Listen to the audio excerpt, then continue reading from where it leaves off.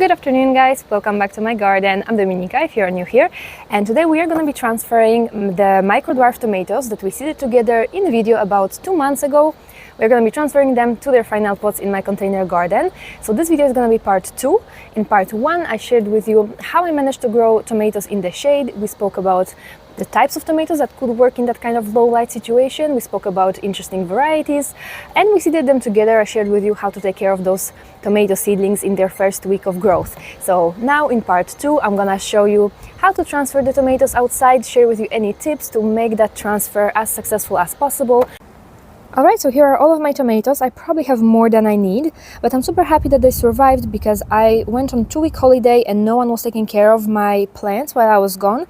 So that's also one of the reasons why I seeded more than I needed, because I was worried that during that time some tomatoes may die, but they actually all survived. They are a little bit leggy. They were darker in color and more compact before I left, but you know, because they did not receive almost any light at all because they were in my apartment during those 2 weeks, so they did stretch out a little bit, but that's fine. So as a reminder, all of these are microdwarfs, meaning they are very short. So they range in size between 10-15 centimeters, these are the shortest, to slightly larger ones that grow up to 30-40 centimeters in height, but they are all still very short, perfect for windowsills and balcony gardens. We have 6 varieties. We have Nina Neutron, Lois Baby Tiger, Little Peeps, Bunny Hope, Florida Petite, and Funny Plum Orange. Okay, let's prepare our pots for planting. I'm gonna be using terracotta pots today. That's because tomatoes, they like to have a good drink, but then they like to slightly dry out. They like the soil to slightly dry out between waterings. So I'm choosing terracotta because terracotta is a porous material. It allows water and oxygen to pass through. So that creates a really nice, really healthy environment for the roots to develop. But that being said, you can use any type of containers that you wish. If you prefer plastic, go for it. Just keep in mind that stuff like plastic or galvanized buckets, they will not allow water and oxygen to pass through. So you just have to be a little bit more cautious when watering your plants, because it's easier to overwater your plant in a non-porous container. For the size of these containers, I judge everything by eye, but for the sake of this video, I'm gonna measure it so that you have a rough idea of how large or how small these pots are. They are on the smaller side because I'm growing microdwarfs, so these don't need large containers. So these smaller ones, they will be planted in the smallest containers, and then these slightly taller, larger varieties will go in these medium-sized containers. So my smaller pot has about 23 centimeters in diameter and about 20 centimeters in height.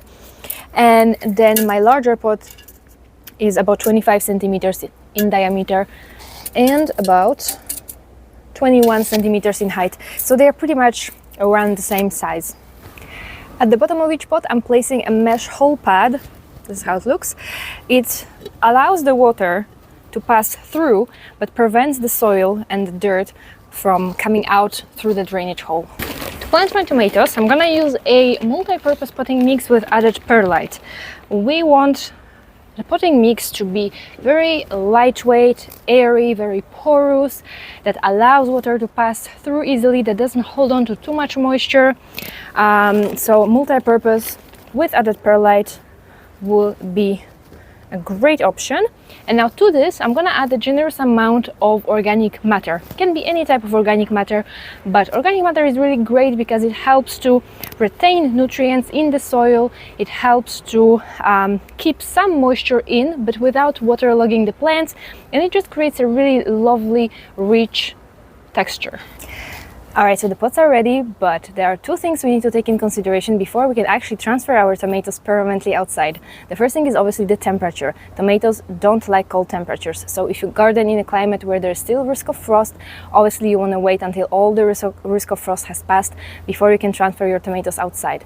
But if you garden in a climate where there's no risk of frost anymore, like in my zone 8, the temperatures can still drop pretty low at night, so make sure that your tomatoes are hardened off. Hardening off basically means you acclimate your tomatoes or any other seedlings to the outdoor conditions, to the outdoor temperature. So first you want to leave them outside just for a couple of hours a day, and then gradually you can leave them for the entire day or overnight if the temperature allows. You just want to make sure that they are fully acclimated before you transfer them outside.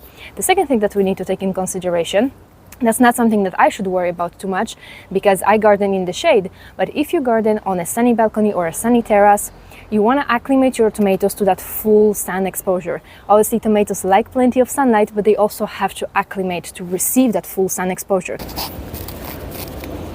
So I'm gently squeezing them out of their nursery pots. Beautiful root system.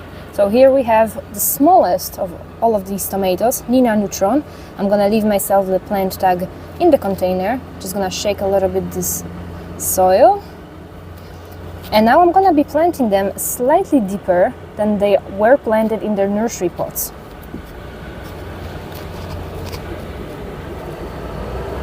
I'm gonna even pinch off the bottom leaf. And I'm gonna try to plant them slightly deeper, make sure that all the roots are covered. By planting the tomatoes slightly deeper than they were planted in their nursery pots, we encourage the stem to produce more roots. The more roots the plant has, the more water and nutrients it can absorb, the healthier it will grow. And with larger type tomatoes, it also allows them to have more anchorage. The more roots they have, the more they are anchored into the container and the less susceptible to wind they will be.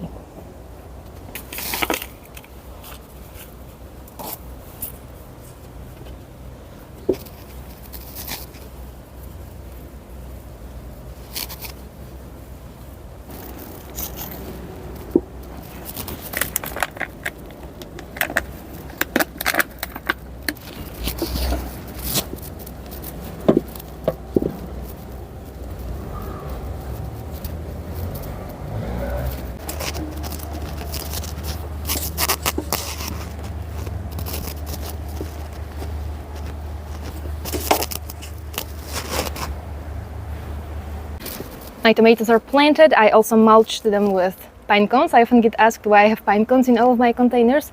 I use them as mulch. Mulch has many great benefits. It insulates the roots, protects them from frost in winter, protects them from heat in summer. It prevents excessive water evaporation, especially in the heat of summer. And with tomatoes, it has one added benefit. Tomatoes really don't like when the soil is splashing back onto the leaves. So this prevents that from happening.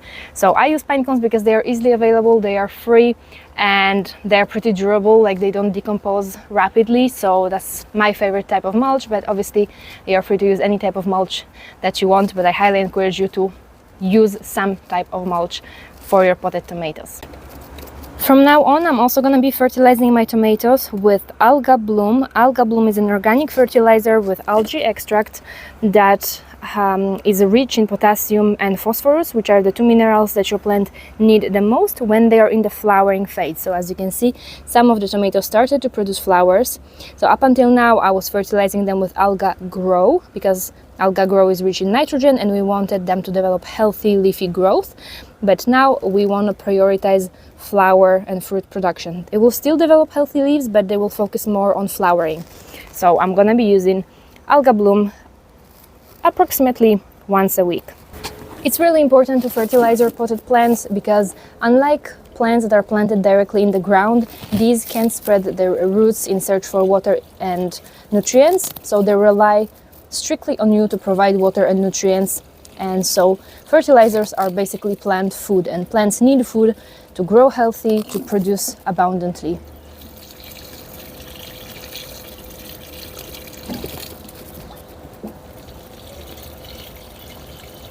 Alright, the last thing left to do is to place the tomatoes in their final spots. For me, that's gonna be here on the railings because this area of my garden receives the most sunlight. If you are gonna grow tomatoes in a shady garden, make sure that you place them strategically in a spot that receives the most sunlight possible. So for me, that's gonna be here in between my other planters. And in order to do it, I bought these plant supports. I already have one of those in the garden. I bought this one last year and I really liked it because it has this metal part behind. You see, it sits perfectly on my balustrade because otherwise all the plant supports, they kind of swing in between. That's why with my other planters, I attach them with cable ties because I could not ever fit any plant support that would sit, on this type of railings. So the goal is to place 6 more of these in between each of these pots.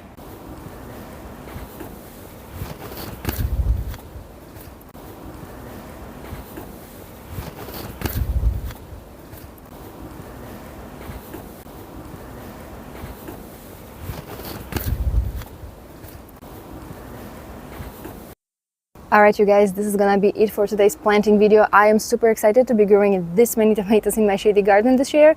I'm really curious to see which one of these varieties will do best.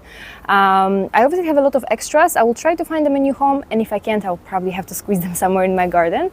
But I hope that you found this video helpful. If you did, I would appreciate if you could leave it a thumbs up and subscribe to the channel for more container gardening content. And obviously stay tuned for part 3 of our microdwarf tomato series. In part 3 we will focus on that flowering and fruiting phase, so when your plant actually starts to produce tomatoes. I will share with you some tips on how to take care of the plant, how to get the most out of that tomato grown in the shade, and how to improve the flavor of your shade grown tomatoes. Thanks so much for watching, and we'll see each other in the next one.